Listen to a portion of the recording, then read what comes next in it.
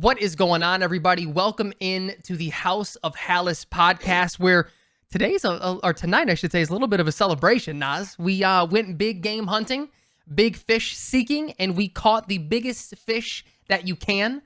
The Bears have landed Ben Johnson. Naz, just raw reactions. How are we feeling? I didn't know how to feel because this is like uncharted waters. We never get the guy.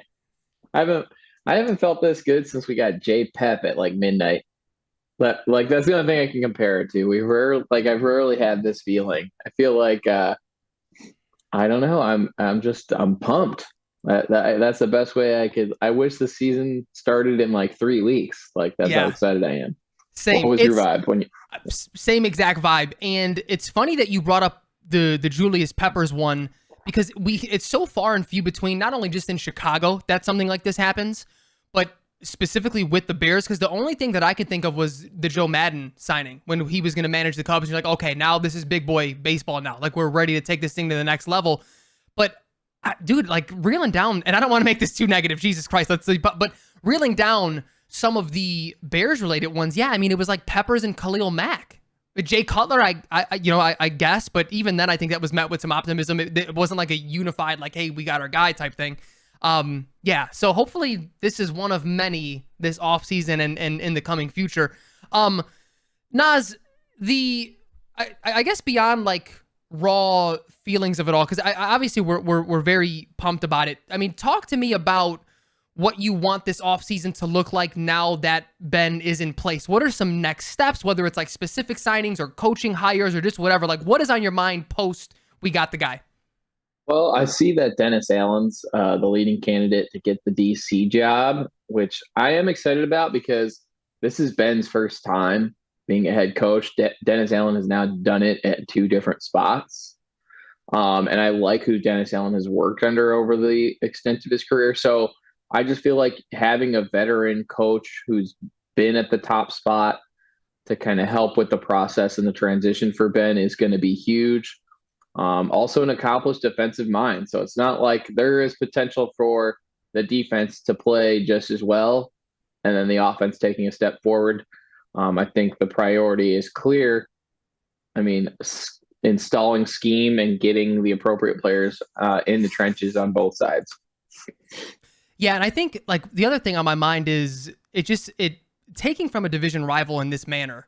Detroit is going to try to downplay it all offseason. They're going to be obviously on the hunt for an offensive coordinator. They may, promote from within, and the next guy very well may be a very good play caller as well, but it's not going to be the same.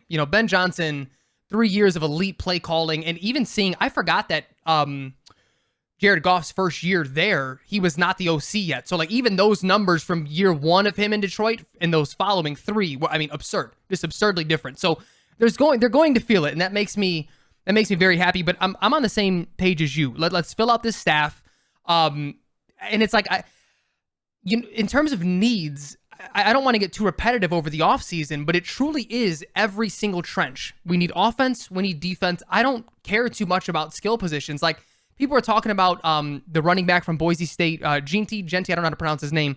And it's like, unless we just go crazy in free agency with both trenches, I have no interest. I want to attack it on all fronts. Trades if we have to, free agency if we have to, not if we have to, like we will. And then obviously the draft, and that's both sides. So I'm curious to see what, I think we'll begin to see where Dan Campbell's vision started and where Ben Johnson either supplemented or like helped, because he's going to build, this is going to be his vision with essentially like holes at every position outside of one edge and one right tackle. So yeah, that is very exciting, but I'm right there with you with the defensive coordinator. I think I would not shock me if he also gets someone to be his OC that also has had some pretty high experience in the league. That may not be a former head coach because they will not have play calling duties, obviously, but I could see someone who had previously had play calling duties elsewhere, at a higher level, fill that out. Do we have any rumors about OC just yet? I figured that'd probably be one of the last times. I haven't seen anything yet.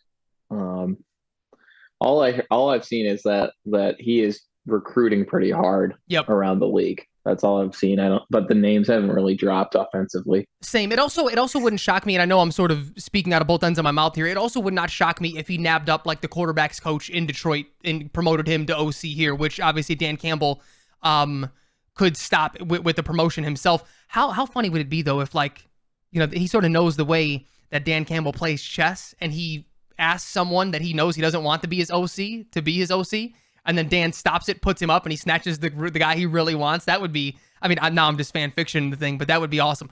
Nas, I think the only other thing on my mind in terms of like what is next, I legitimately, and this may sound mean or cutthroat or whatever, but I don't want a single assistant that was here this year or over the last few years to be on this staff anymore. Outside of maybe the special teams coach, he seems good, but it sounds like they're already getting the Saints' former special teams, or the interim coach is drawing a bunch of interest there. So I just don't. I want this thing to be a clean sweep. I want Ben and Poles to clear it all out, get everyone that they want, and just start fresh. Am I too harsh there, or do you agree? I completely agree. Let's get a singular message going. Everybody on the same page, starting fresh.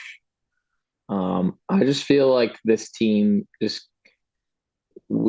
is like, instead of a change of scenery, like we're changing the scenery within for these guys, and wiping the slate clean. I'm just pumped for like an organized scheme. Yep. Of things, just like an order of things. That's what I'm really looking forward to. And I just feel like also I want to see this team take on what that Lions kind of identity was, because the Lions truly at their heart, and I think everybody saw it in the playoff game this weekend, like this was a running ground and pound team that worked off of that. They're not supposed to be a 40 pass a game team. And I just want to see that identity get transferred over to us, because as we saw also in the outdoor games, home field matters. So we need a certain style of play, which is actually kind of the way that the Lions have been playing for the last 3 years. So if Ben brings that mentality here, I feel like we're in a great spot. And man, I'm kind of giddy. I'm a little giddy. I am too. Listen, it sort of begs the question is, was it Dan Campbell that wasn't a big fan of DeAndre Swift? Because, they didn't utilize him in the way that I thought a lot of people thought that the Lions would when they drafted him. So was that a Ben Johnson thing? Was that a little bit of both? So it would not shock me. I would still be relatively upset if they draft the Boise State running back in the first round. But it wouldn't shock me if they went out and got someone else. I have not looked at the free agent running back market or if there would be a trade out there, but he didn't seem to quite fit that system in the way that Jahmyr Gibbs clearly did. Like, he lacks that level of explosion and shiftiness to him. So that would be an area. But the other thing, Nas, is I'm starting to see the conversations go to like who should be retained, because I know, come the next month and a half or so is when free agents will be re-signed and whatnot. I know we've been harsh on Keenan Allen. I kind of want him back to see him actually utilized in the correct manner, right? Because like the one, to give him, to toss him a bone, the one thing we also did say was like, he was used as the X, and that he's never been that guy. Even when he was like a wide receiver one main target, he was still a slot guy. And I want to see him actually utilized correctly. So I would not be upset at a sort of, final career 2-year, 3-year deal with the Bears. Same page? Absolutely. I mean, Caleb clearly had the most confidence in Keenan this year. I don't think every big spot felt like it was tailor-made for Keenan and him. And though we saw Keenan uncharacteristically drop passes more than we've ever seen, I think a lot of that is just the way the ball comes out for Caleb. They just couldn't get totally on the same page. But I felt like Caleb was the trust factor seemed the largest with Keenan, for sure. I don't think agree. There's any doubt. And so even like, I would be in, and we have the cap room to bring him back, to be honest. So I would love for him to be back. Agreed. Yeah, I'm definitely trending towards that. And the one thing I was going to say to top your point off was they also just had the most chemistry amongst him and the other targets. No question. I don't think there's any debate. Yep.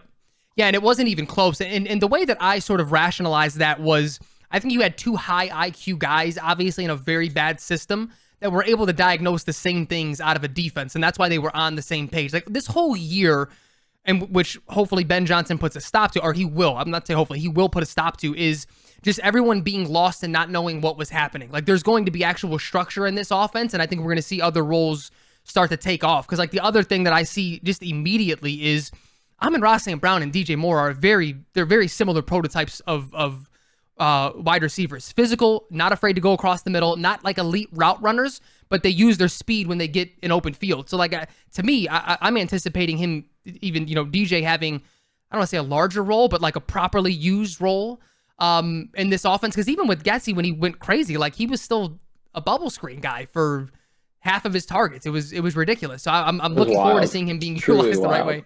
Yeah. I mean, when you look at DJ's like catch total for the year, which I think was like in the 90s, I think it was a career high. It was. And you're just like, what are we talking about? But then you like have to factor in the 3 catches for -3 yards a game on the added total. And it's just like, this guy, we need to get him in the open field, across the field. I cannot wait to see Caleb under center and working off of the play action. Yep. It is going to be an absolute dream. I'm so pumped. I agree. The trick plays, can we just save those till like year 3 of this? Like, okay, here's the Bears fan in me coming out a little bit. I didn't love the playoff game this weekend. Yeah. I didn't love it. The JMO pass play was inexcusable. Yeah. It was a tough look for our guy. It was a tough look. I get it. You're trying to build some momentum. But yeah, let's get to the basics. Let's run the ball, play action, get it in the playmakers, down the field, not just screen bubble screens. And yeah, I like the way that I think we are gonna be the hot team next year. I don't think there's any question. We are going to be the hot team. This division's full of frauds. Fraudulent. Are you kidding me? Are you joking me? Oh, yeah. It's over, babe. It's over. Yeah, listen, we're a couple of linemen on both lines away from serious Super Bowl contention. Because we're already, everyone says, oh, you're a 5-win team. That's okay. We're already the favorite next year in this division. It is what it is. We saw what happens. We saw the real people come out. It was like the Scooby-Doo episode where they took the mask off and it's like, oh, it really is Jared Goff. Oh, it really is Sam Darnold. Oh my goodness. No wonder. Yeah, I think we saw all 3 quarterbacks in this division show like their flaws in a very glaring way. And I think it's very clear as of right now, Jordan Love, this is only his 2nd year starting. We'll see if he can develop into something, but they can all play one way specifically. And Caleb, without a doubt, is the most talented guy. Oh, yeah. In this foursome, and it's really not close. So I just cannot wait to see the development, the footwork, the protection, the scheme. It's going to be hot. I'm so pumped. I am as well. Naz, I know you did want to touch on some of the Packers fans' reaction to this news. I have not seen all that much. I have some friends who are Packers fans, so I've certainly, seen what they had to say. It seems like they're a little more nervous than anything else. But did you have any favorites or anything that you saw on the interwebs? It was just interesting. Like, it was just the usual stuff. It's like, oh, Bears are still going to be the Bears. Don't worry. Like acting like things are with that. The Lions just won the division 2 years in a row, guys. It's a new era. Like, your time is over. Like, I'm sorry. It's okay. You'll get used to it. I know you're getting used to the idea of not having a top 3 quarterback at your position, and it's like an adjustment period. But don't worry, guys. We're here. We're gonna clean up. I almost said we're gonna take the North and never give it back. I'm not feeling that amazing, but yeah. I feel pretty confident going into next season. Again, a lot of this is based off the building of the team. I think there's only really one way to go priority-wise draft in terms of draft and free agency. It doesn't. I mean, and we can split. I mean, we can split how we do it. It doesn't like. I don't want us to draft seven offensive linemen. We can like dibble and dabble and piece it together correctly. But I don't think there's any doubt how this team needs to get built. I think the Jahmyr Gibbs picks, the Bijan Robinson picks, the Genty picks in the first round, we're not there yet. No. Like, there's no like the Lions made that Gibbs pick because their line was fully formed. Every guy that started on that was starting on that line already. Yep. So we got to get to that. Those skill guys, those are a luxury item. I think and as much as I love Rome, I think that pick proved that like we were not built the correct way to draft a skill guy like that yet. No, I totally agree. I'm right there with you, and I would even extend that to the off-ball linebacker that they drafted later in the first round. Of like they had the defensive line already, so that allowed him to be set up for success as well. It's the same exact thing. So yeah, I'm right there with you. But again, it's like I feel like people are skipping to that of like, oh, they picked a running back. You have faith in Ben. What was his input? Just my response to that is exactly what you just said. That was a luxury pick because they already built already. So you can't say, oh, he had input on a pick I disagreed with, but everything else that was built, oh, he surely had no input on that. No, that doesn't count. Like it's ridiculous. Naz, I have, but before we talk about the championship games and get out of here, I just have a challenge to the Chicago media now. Like, can we all just be happy for an off season? Can we not go on sports talk radio and act like the sky is falling? Like, I don't quite remember because around the time the Cubs started really competing is when I fell off with like ESPN 1000 and 670 The Score and such. So it's been some years, but I don't remember what the sentiment was then, but I would assume it was positive when Lester signed, when Joe Madden signed, and the whole thing started to come together. I want that for this offseason. If it fails in year one, maybe we panic a little bit, but let's just, for this moment, let's be happy because I'm already starting to see people dabble into the negativity and go into it like, dude, just be happy for once. And like, I promise you can make content and get clicks by being positive. I promise. New England fans for years absorbed that and people still made a living off of positivity. Like, you will be okay. And like, because my resounding feeling right now is, to your point of like, oh, we have to still build this thing and we're sort of assuming that it will get built, but this is step one of letting the fans know, hey, we're taking this shit serious, because the reports now are coming out that Ben Johnson laid his demands out to all involved, and the Bears not only met that, but it got to a point where in the past, George McCaskey may have been a little bit uneasy about the money, and he just opened the checkbook. He was like, it's time to fucking win. It's time to get serious. And I want to end that little tirade that I had right now, Nas, with I think people need to start giving Kevin Warren a little bit of respect. This guy gets here, and hopefully the whenever we do get a new stadium, it's amazing too, because he'll get credit for that. But like, this guy gets here, and all of a sudden we're acting like the third biggest market in the league, or in the nation, and we're acting like a grown-up organization. That's not a McCaskey doing. All respect to him, he opened up the checkbook, but that's clearly not a Poles doing, because it wasn't happening before Kevin Warren got here. He's the guy that made this happen, in my humble opinion. I mean, you cannot deny at the pressers the way that the team has been functioning business-wise and personnel-wise. And in this, first time where like Kevin Warren was heavily involved in the coaching search, like, we're operating a different way. He is making his imprint on this organization. And I think it's a positive. It's feeling positive. Poles, I just don't like. Here's the negative tip. Like, the negativity piece is like, it is hard to do Ryan Poles' job. Where the Bears made a mistake is they had no one mentoring him for that position, because they didn't know what someone good at it looked like, or they haven't seen it in a while. And I think Kevin Warren has come in and kind of taken on that mentor position for Ryan. And I think it could really lead to a great relationship, and eventually it will groom Poles in such a way where he can do his job even better. And it's just like, you could see it at the pressers, like Poles is still stumbling over his fucking words. and giving dumb responses. And Kevin Warren, he knows how to speak. He knows how to dance around answers to questions.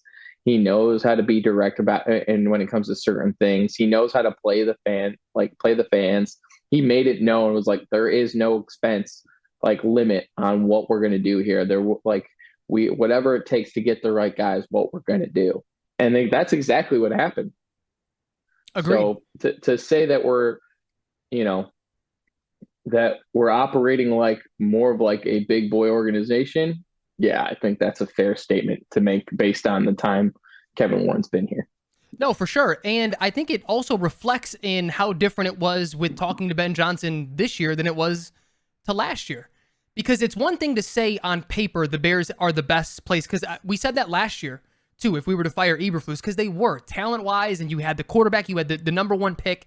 It's like all of it came together, but unless you can actually present the reasons why outside of, hey, just look at the roster, because if you're a coach and it's just literally roster, okay, that's fine. I can build my own. I have faith in myself to help build and coach up anyone if my ego is big enough, which I would assume.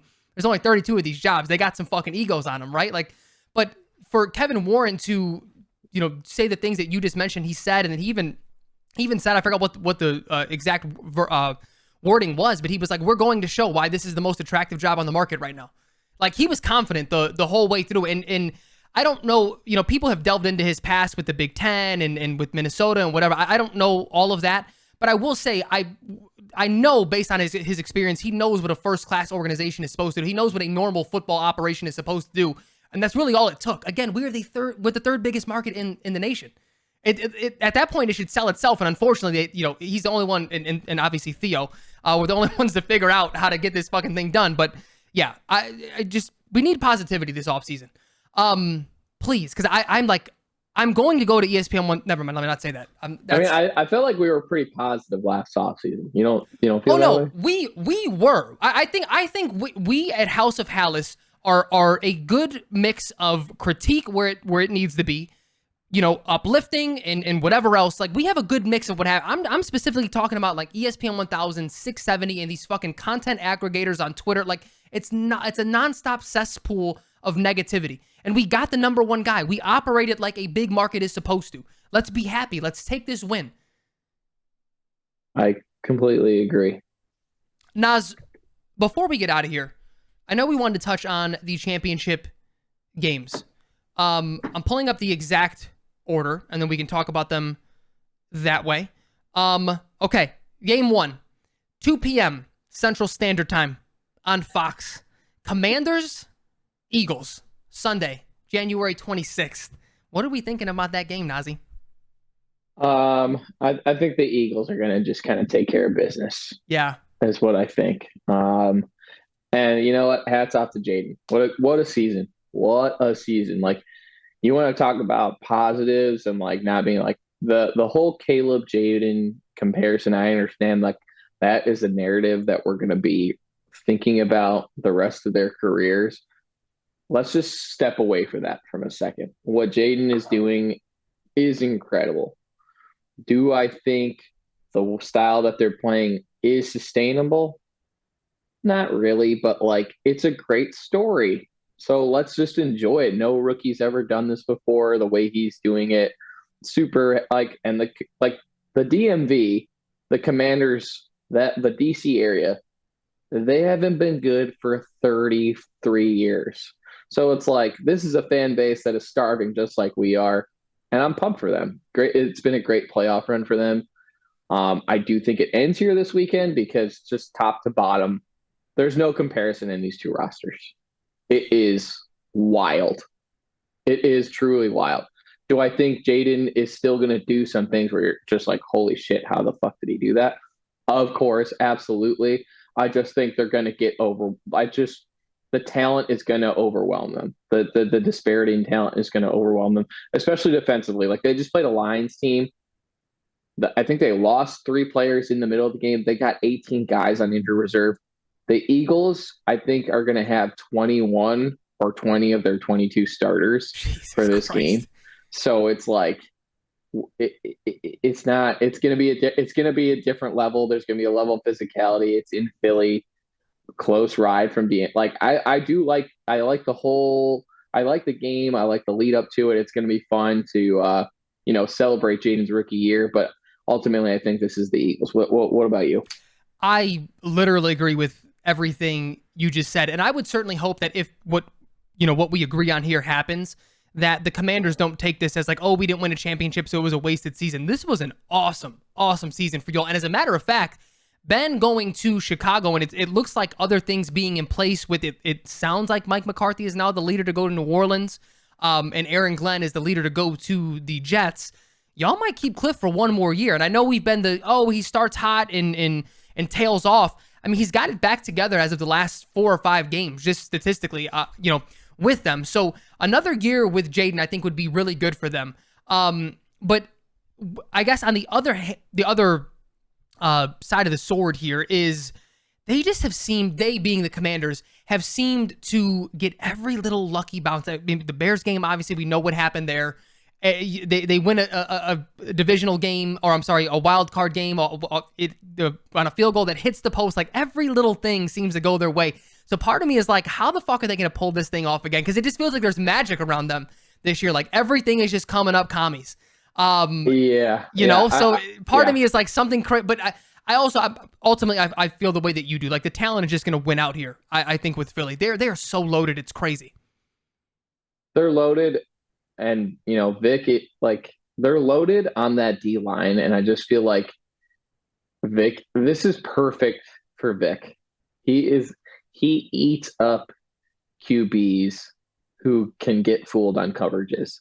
Yep. And make no mistake, Cliff has done an unbelievable job of making it simple for Jaden.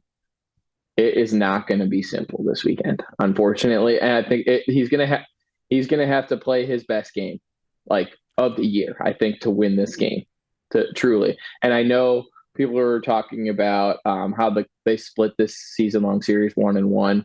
Jalen got hurt in the first quarter of that game, and I think you have to factor in like the morale dump that it was to put Kenny Pickett, and they still almost lost. The Commanders still almost lost that game.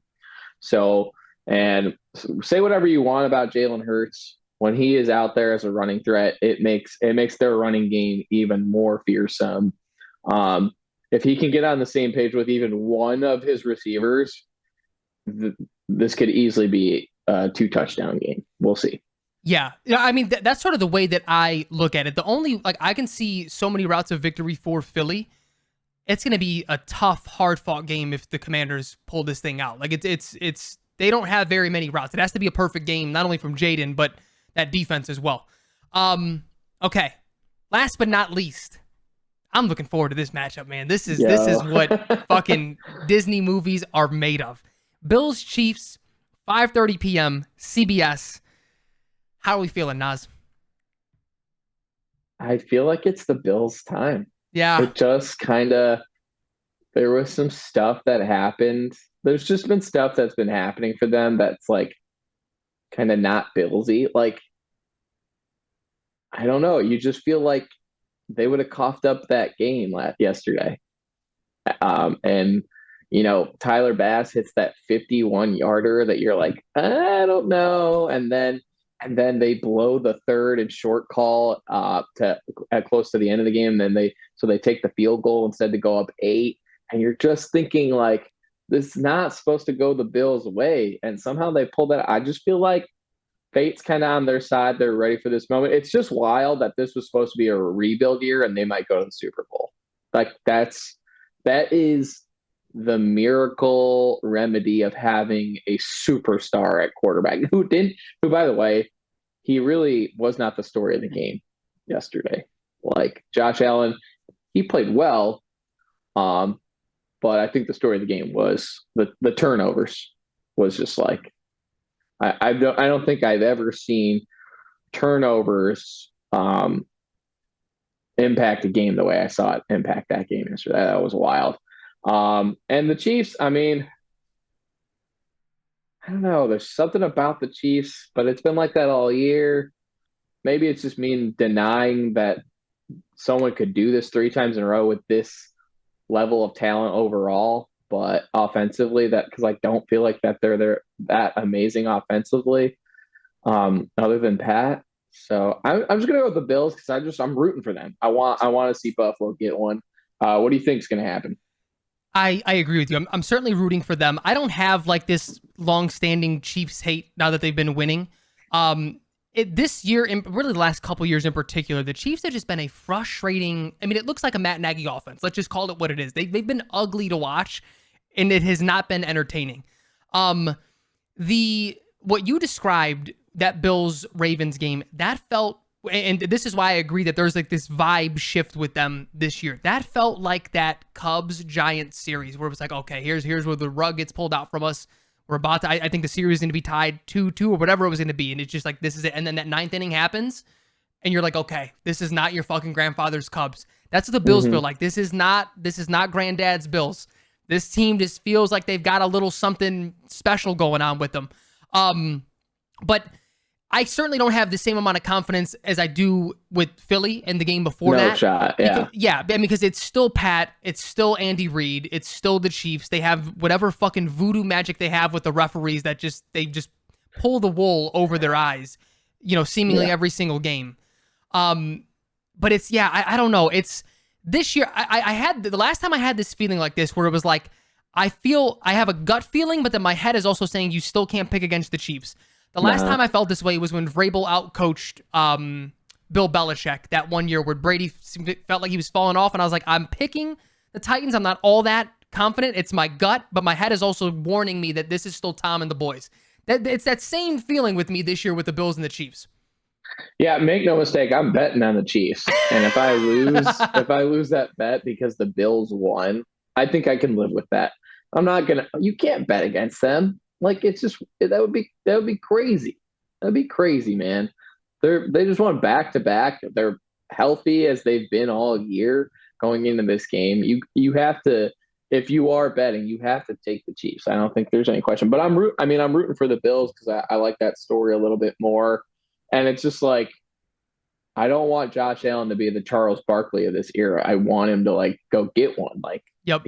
I think he is that good. And I think he is good enough to win. And I'd like to see it.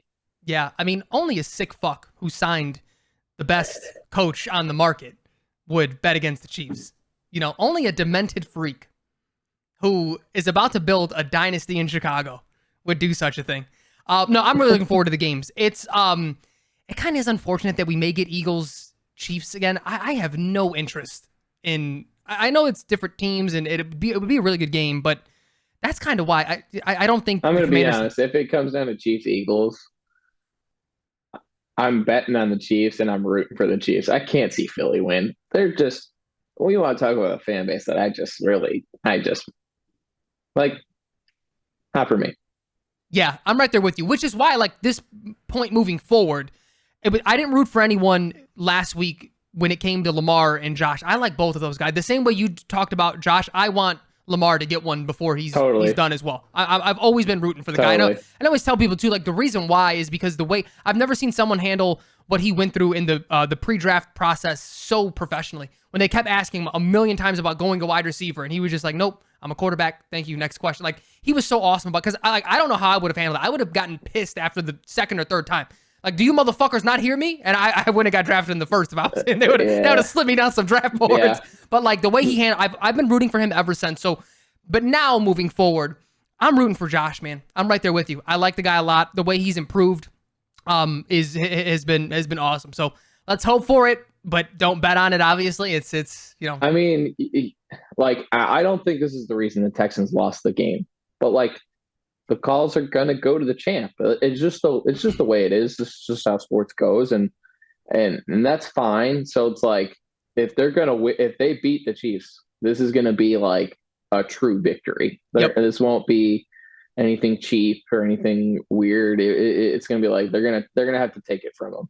Yeah, agreed. It would be, though. I think the scenario that I'm rooting for in this is it would be poetic if a missed call at the end loses the Chiefs the game. That would be poetry in motion. I would like that. Oh my God. It's going to be a great football weekend. I'm pumped. Same. I'm very excited about it. Naz, any last thoughts about either these games or the Ben Johnson signing? Um, and all you Lamar haters out there saying he's not the real deal, fuck off. Truly. The guy is unbelievable. He played well enough to win. The Buffalo won. The Baltimore defense locked Buffalo down in the second half. Holy shit. I think it was 21-10 going into half. What was it? They ended up with what? Like I don't even think they scored 30. Yeah, the final score was 27-25. Yeah, 27-25. Yeah. So it's like, and Lamar played unbelievable. Yes. I would, and people are shitting on him about the fumble. I'm going to be honest. I'm giving him a pass on that because I actually think the emphasis from coaching that week, like that is what you have to be doing. This is not normal conditions. Do your job. Take care of the football. Like the Mark Andrews fumble, like that punch, like that probably doesn't happen to him like 199 times out of 200, but because of the conditions and the fact that it wasn't emphasized throughout the week and him trying to make a play like any other tight end would, like it's costly. I think it's more coaching than anything. I do think Lamar played well enough to win, and he proved that. He was lights out. He was lights out. That one bad throw, like that was it. It wasn't even that costly. It was essentially a punt. Mm-hmm. I also, on the flip side, those of you who said the Ravens didn't punt, it's like, well, they did turn it over 3 times. Yeah. So it's like, yes, they didn't punt, but that doesn't negate the fact that they turned the ball over 3 times. And one of those times it got returned for 40 yards in the other direction. So don't like say that like that's how dominant they were. Like, well, they made mistakes and the other team took advantage of them still. So don't be a weirdo. Be like, oh, they didn't punt. Lamar, leave him alone. Those coaches, I'm not so in on John Harbaugh and Todd Monken. Let me just tell you. Oh, yeah. I mean, we're going to have some interesting offseason conversations as we sort of delve around the league and talk about coaches and roster setup and blah, blah, blah. So they will certainly be on that list because I want to know. I'm curious to see where Monken goes. But yeah, we're in for an interesting offseason. Naz, I want to leave the people with, again, just be fucking happy for once, please. Like, and the thing is like other fan bases are going to downplay, and that's okay. We know how monumental this is. We know how Chicago sports teams, the Bears specifically, have gone about these in the past. And where I have sort of set my temperament, I don't know what the right word is even if Ben gets here and he's not a good head coach, we can't ever retrospectively go back and be like, well, they should have did this. Wasn't Bruce Arians and Tressman. This wasn't us falling in love with Big Mike, it was a good fallback plan, or Monken or whoever else. This was getting the big fish, the guy that everyone that had a head coaching vacancy wanted, the guy that the league wanted, the guy that's been talked about for 3 fucking years as the next Kyle Shanahan. We got him. Be happy for the love of God. Like, we don't need a miserable offseason. Let's be happy about this. And another thing in that range, and I'm done. Can we stop with the Jalen Carter shit? Can we like that'll be maybe a whole different episode. Oh, Can this is a great stop? point. This is a great point. Because it sort of delves into all this negativity, but like you can't, like, no one will ever convince me that was a bad pick, regardless of what we did, even though Darnell Wright is a very good tackle. He's an above average to good, and he has the ability to be very good tackle.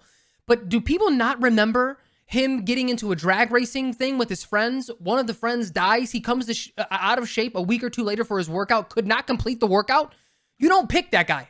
He went 9 for a reason. He was a top 2 talent in that draft, and he slid. That's a monumental slide for that type of talent. We get it. He's talented. But you can go back to episodes when we were doing then, and we were out. Everyone was out. You can't see what you saw then, and then now retroactively be like, no, he was the guy. I can't believe Ryan Poles lost. Like, I guess that's like my ultimate point that bothers me is Ryan Poles has made his share of mistakes. You want to criticize him for Chase Claypool? Fucking have at it. You want to criticize him for Velus Jones and what seems like Zach Pickens, 3rd round pick bust? Have at it. But don't lump things in that weren't actual misses. Like that's ridiculous. You can't have it that way. It doesn't work that way. This is not Burger King.